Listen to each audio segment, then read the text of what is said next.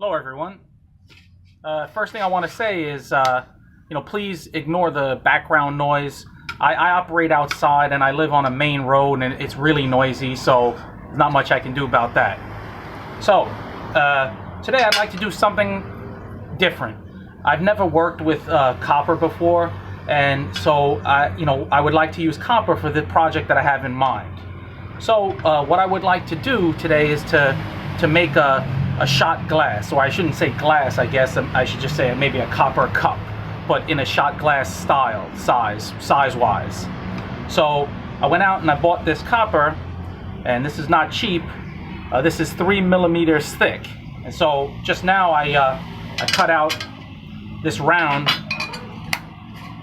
and actually cutting this out, you figure copper is non-ferrous and pretty soft, but using these wheels are specific, I guess, for steel. It took forever to cut this out. So, but anyhow, I got it into a rough round shape, and it's about 5.5 inches in diameter, across diameter.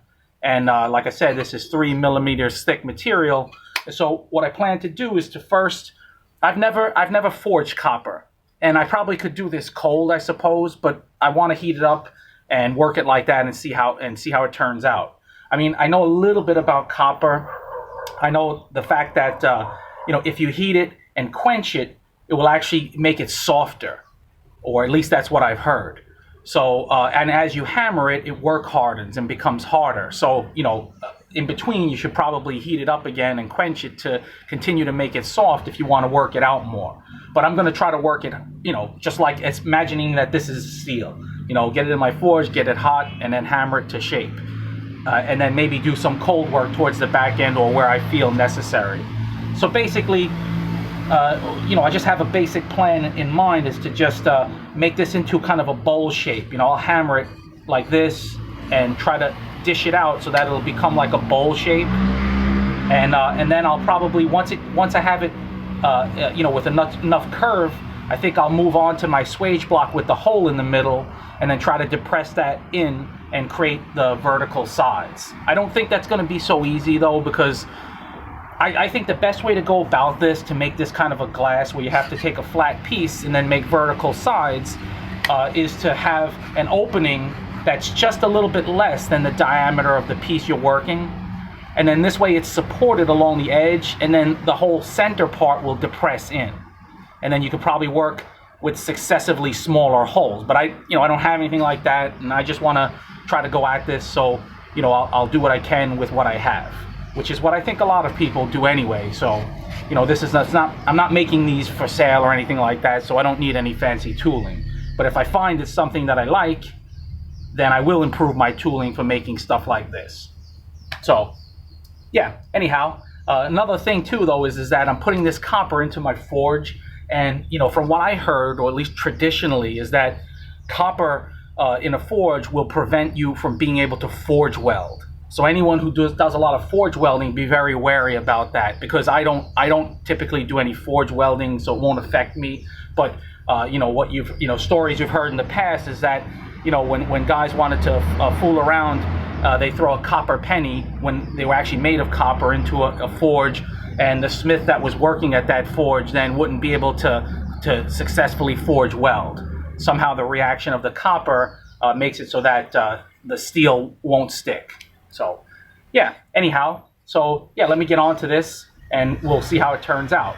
But quickly before I begin, I just want to give a shout out to a gentleman for his generous donation, and that person would be Jerry S. Hodges. Thanks a lot, Jerry. Let's get on to this project.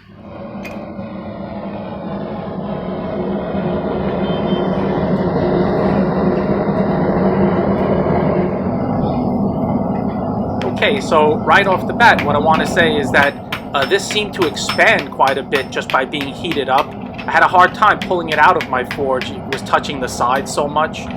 And also, this is hammering like hot butter. It's so soft. So it's throwing me off a little bit, because it does move like steel, but then again not. So I need to get some experience with copper, that's for sure.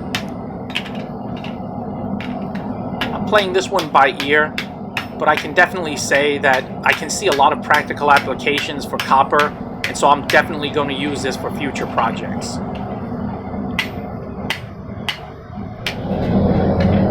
For me, with no experience hammering on copper, it's strange. It takes one step forward and two steps back. It moves one way the way I want, and then it moves in a way I don't want it to move. I'm really experimenting with which way will work, and you have to be patient, and what I'm learning is you have to move very slowly with copper.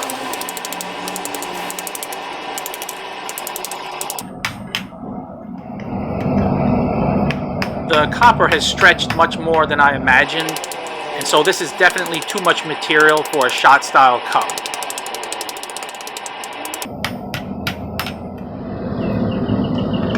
I'm definitely going to make a shot style cup specifically for whiskey, but that's going to have to be in a video or two later.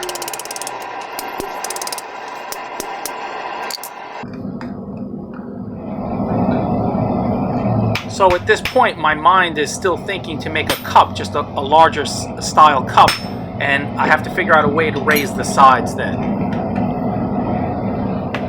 With the proper tooling, this probably wouldn't be that big of a deal.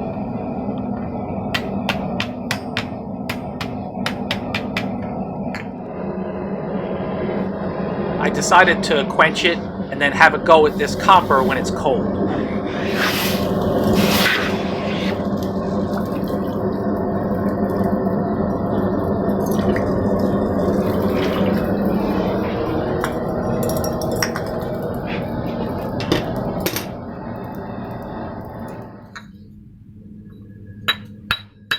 So at this point, it's still pretty soft and fairly easy to work.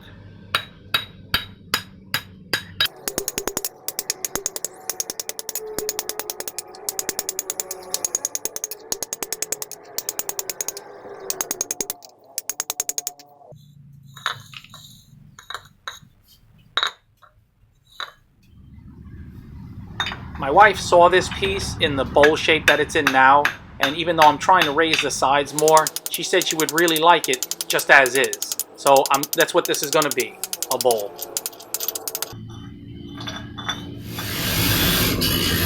This project has been very humbling to me to see how different this material is, but at the same time it's really piqued my interest.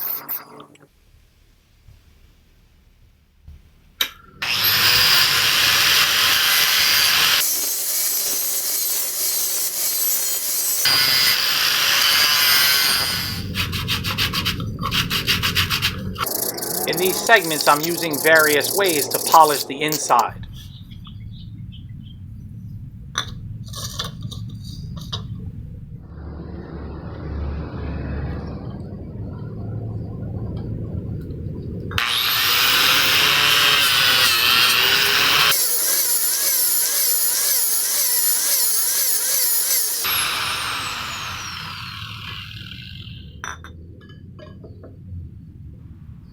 So I'm just trying a little bit of everything here.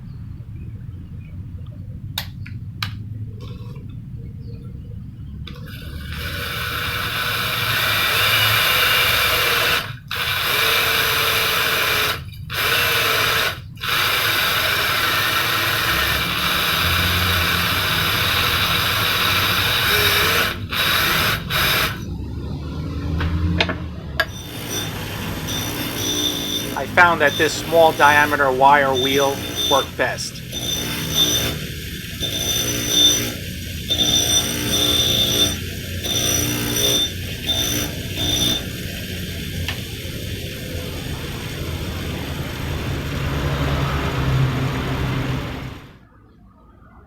This simple project has really sparked my interest to work with copper. I already have 3 projects in mind, including that shot style cup.